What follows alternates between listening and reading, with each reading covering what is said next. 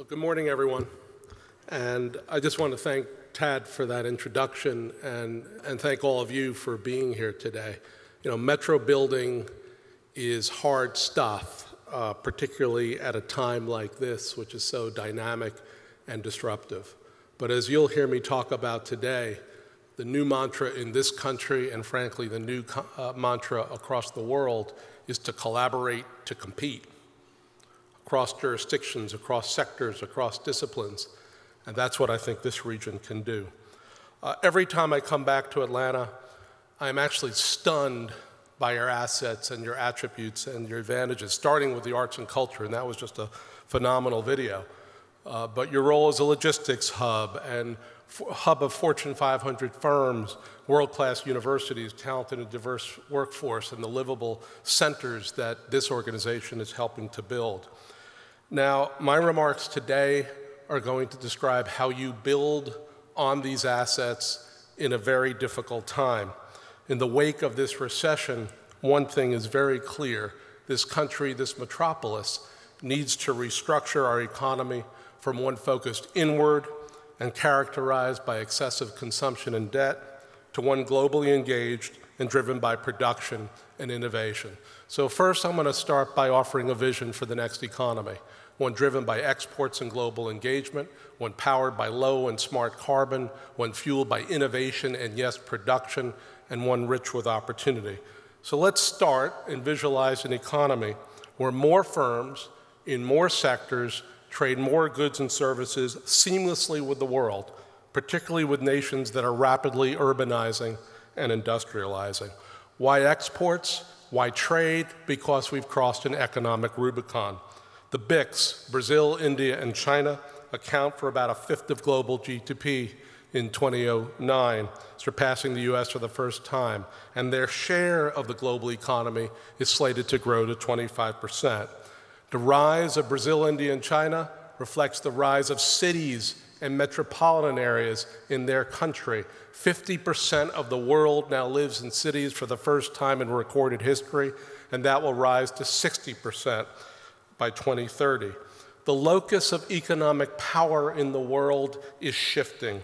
The top 30 city performers today are almost exclusively located in Asia and Latin America. The 30 worst performers are almost nearly all located in Europe, the United States, and earthquake-ravaged Japan. The US needs to reorient our economy to this new global order, and yet only 13% of our GDP is dedicated to exports compared to much higher shares, as you see on this chart, in China, in Canada, and elsewhere. In our country, the movement of freight is compromised, undermined by transportation networks that are clogged and congested, and frankly, an infrastructure that is third class. And we all know as Americans, we don't get out much. Only 26% of our population even has a passport. We need to get back into the export game, and we need to understand first and foremost that we still make things here that the rest of the world wants, whether it's aircraft, spacecraft, high-precision surgical instruments, high-quality pharmaceuticals. For all the talk of a post-industrial economy, and I will come back and talk about what this means for Atlanta, we still export $944 billion of manufactured goods. We're the third largest industrial powerhouse in the world behind China and Germany. This is not just about advanced goods, this is about services. And we lead the world in advanced services. And this is the reason why our trade deficit, frankly, is not as large as it otherwise would be. Our potential for exports and global engagement is hidden in plain sight. Second hallmark, low carbon, smart carbon.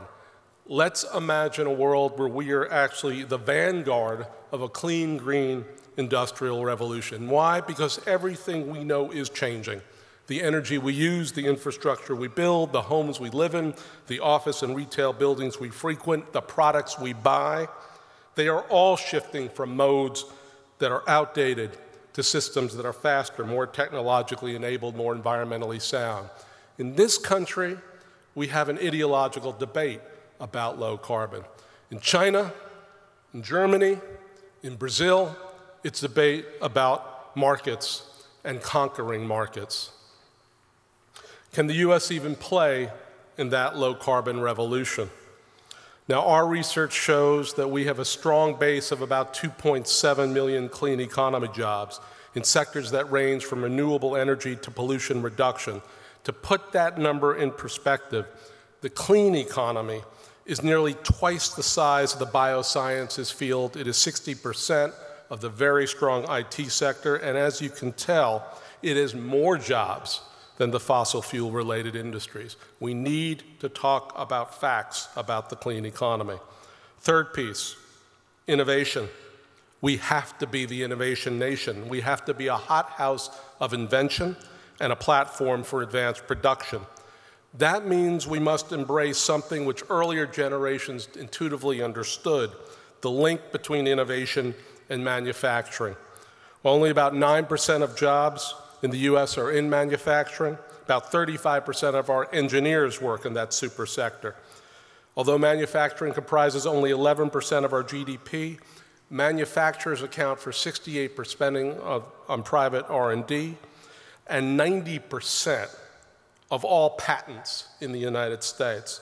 Going forward, we will innovate less if we do not produce more. We must make things again. And finally, can the US seize the future and realize our potential? Market dynamics are changing globally. Labor costs are rising in China. Concerns persist about the protection of intellectual property. Energy can be cheaper here and more reliable. The tsunami in Japan, the world's main supplier of many high-tech components, revealed the fragility of far-flung supply chains from many US companies, and they are coming home. They are beginning to reshore. And there's already strong evidence that we are experiencing a manufacturing moment. 38% of the growth we have had post-recession, albeit anemic, has come from the manufacturing sector. Finally, we have to build an economy that is opportunity-rich. Now, research shows that if you actually build an export-oriented economy, a production-oriented economy, an innovation-oriented economy, workers benefit. Those firms, those companies pay higher wages. Now, here's our challenge. We need to get real smart, real fast. In 2010, only about 19% of Hispanics and 25% of blacks had completed an associate's degree or higher, contrasting sharply with rates for whites and Asians. And yet our workforce is about to grow from 25% minority to 40% minority in a relatively short period of time. In the decades ahead, upgrading the education and skills of this diverse workforce is no longer just a matter of fairness or social equity.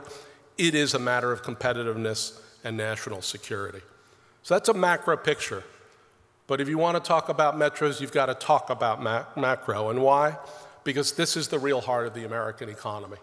100 metropolitan areas that, after decades of growth, constitute only 12% of our land mass, but house 2/3 of our people and generate 3/4 of our gross domestic product. This is the new economic geography in our country, and this is the new economic geography in the world. There is no American economy. It is a network of these metropolitan economies, the same for China, the same for India, the same for Brazil. Now, Georgia is a metro state. Your top 3 metros house about 61% of your population, 66% of your GDP, and all 15 of your state's metro areas, 82% of the population, 87% of state economic output. Metros punch above their weight. On exports, the top 100 metros dominate. They produce an estimated 65% of US exports, about 75% of service exports. Given their edge in sectors like chemicals, consulting, and computers, they are on the front lines of commerce with China, Brazil, and India. And then, as you know, they drive exports for another reason. They're the logistical hubs. They concentrate the movement of people and goods by air, rail, and sea. Beyond exports, the top 100 metros dominate critical sectors of the low-carbon economy: solar, wind, energy research, engineering, and consulting services. And they also harbor 90% of the jobs in green architecture, design, and construction, since making buildings energy efficient is primarily a metropolitan act, given where most people live and businesses locate. And then on innovation more broadly, our metro areas are the nation's knowledge centers. They gather our most educated citizens. They produce the bulk of our patents. They receive the lion's share of research funding, and they provide almost all of the venture capital that turns research ideas into production. Now, the next economy, unlike the prior economy, is highly differentiated. A Walmart outside Atlanta is the same as a Walmart outside of Austin. Same design, same footprint, same goods. A housing subdivision outside of Denver is the same as one outside of Detroit. But what makes this place special is different from what drives Austin or what drives Denver or what drives Detroit. So at Brookings, what we're trying to do is to dig deep into the traded sectors of the economy, so each place understands its starting point on the path to prosperity. Let's take a quick look at exports. You're the 9th largest metropolis by population. You're the 13th largest metro exporter, sending $20 billion in goods and services abroad in 2010. Your exports support more than 151,700 jobs throughout this metro area. You're more of a service exporter than many other parts of the country, with about 53% of your exports in that sector, but you still have 47% of exports in manufacturing. You still make things. Clean jobs, some very interesting and very important specializations in this region. Smart grid, obviously water-efficient products. Crisis begets innovation. The energy efficiency of appliances. Manufacturing, obviously much less manufacturing intense than many other parts of the country, but still a manufacturing powerhouse with growth in many parts of these sectors. And then on opportunity. You've got challenges, but you've got opportunities. Your rate of educational is higher than the US overall. You obviously see the disparity, racial and ethnic, but you have a high share of middle-skilled workers, those with a high school diploma and some college, and high-skilled immigrants. You're better than the country as a whole. And I don't need to tell anyone in this room, particularly after your referendum, transit accessibility is still an issue in an area that has dispersed and decentralized over time for so long. Only 22% of the jobs in this region are reachable via public transit in a 90-minute commute by our own analysis. In the 21st century, transit, choice in transportation is not something nice to do. It is the competitive thing to do. And every region, to attract firms, to attract talented workers, to retain what you have, needs to move in this direction. Last point, namely that metros are driving innovation in practice, in policy, in the formation of global trade links and networks. Now, this is a major shift. Setting and stewarding the platform for a strong economy, in the past, frankly, has been a critical role of our federal government because it has powers over trade, taxes, and currency, and it makes substantial investments in innovation, human capital, infrastructure, and export promotion. But something is happening in this country, and we all know what it is. With partisan gridlock, even the easy stuff has become extraordinarily difficult. So in this polarized environment, metropolitan areas, already the engines of the economy, are increasingly becoming the vanguard of policy innovation and practice because they understand if Washington won't do it, then they have to do it by themselves. So what we see around the country, first and foremost, are metros innovating locally with plans and visions that build on their distinct competitive advantages in the global economy. We've been working over the past several years with leaders in Northeast Ohio, LA, Minneapolis, St. Paul, Portland, Seattle, and Syracuse, frankly, several dozen metropolitan areas. What we're working with them on are taking the techniques of private sector business planning and applying it to metropolitan economic development. You start, not surprisingly, with measuring what matters. What's your specific, distinct position in the domestic and global economy? Armed with that information, you establish goals and strategies to leverage that distinctive position. And most importantly, you collaborate to compete. Economies are co-produced by private sector firms, but also universities, labor market intermediaries, and yes, government. In Northeast Ohio, what they have selected, which makes sense for them, is to build on their strength in manufacturing. They have hundreds of small and medium-sized manufacturers who now need to retool their facilities and retrain their workers for new products and new markets. Now, what could Atlanta do? Obviously, you're one of the world's great logistics hubs. You are the busiest airport in the world, moving 92 million passengers and 663,000 metric tons of cargo in 2011. The real promise of this region, however, won't be realized until you move from a place that takes the goods that other people make and move it to other countries, to a place that is actually a center for advanced production and services. You need potentially to evolve from port to production, from tourism to technology, from airport to aerospace, and there's a whole set of steps around trade zones, commercialization of innovation, training of workers that can help. Now, beyond production, the spatial geography of innovation in this century needs special focus and attention. When we look around the United States, and frankly, when we look around the world, what we see is a new wave of placemaking that, as its heart, has innovation districts.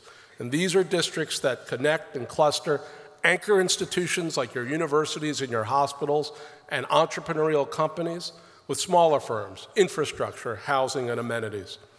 In the 19th century, we had industrial districts in northern England, in northwest Germany, in northern Italy, in the midwestern part of the United States. In the middle of the last century, we had science parks. Think Raleigh-Durham, think Silicon Valley, think Route 128 outside of Boston.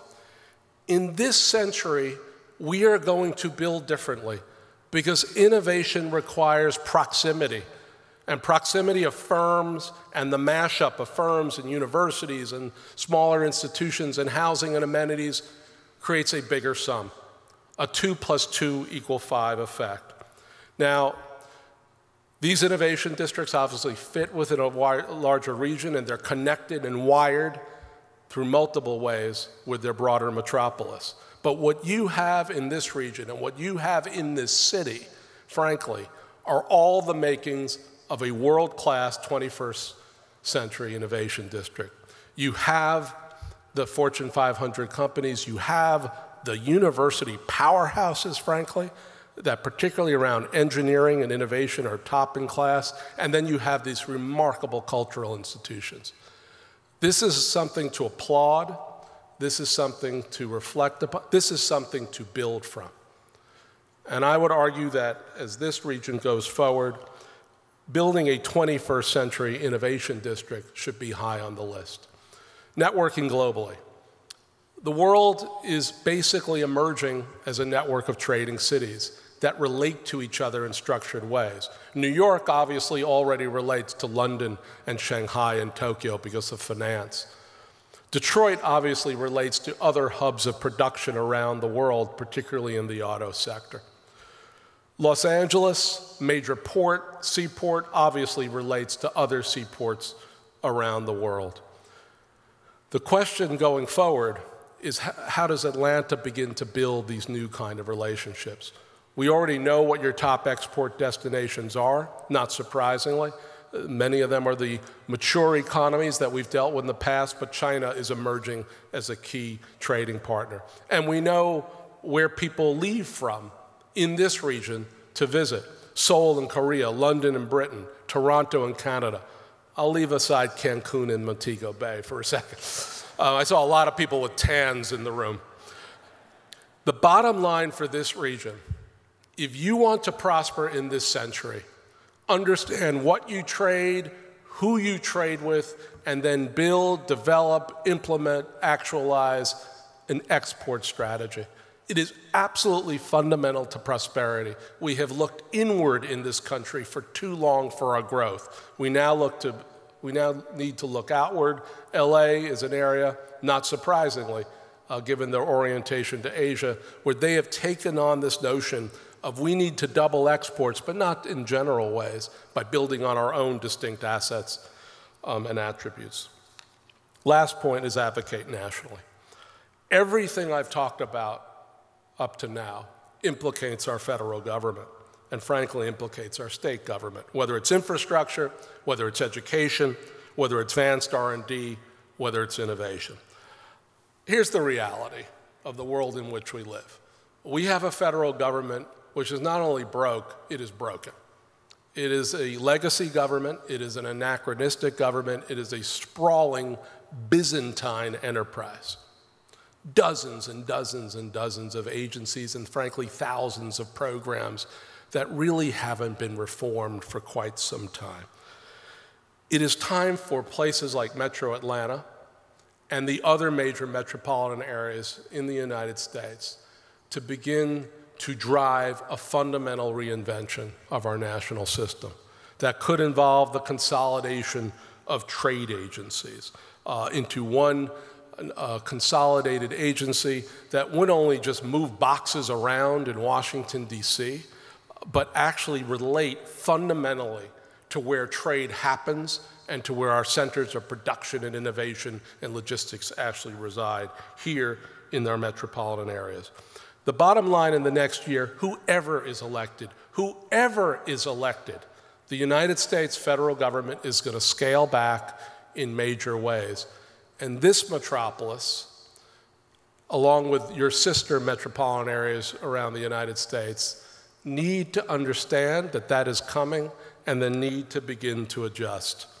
Let me conclude where I began.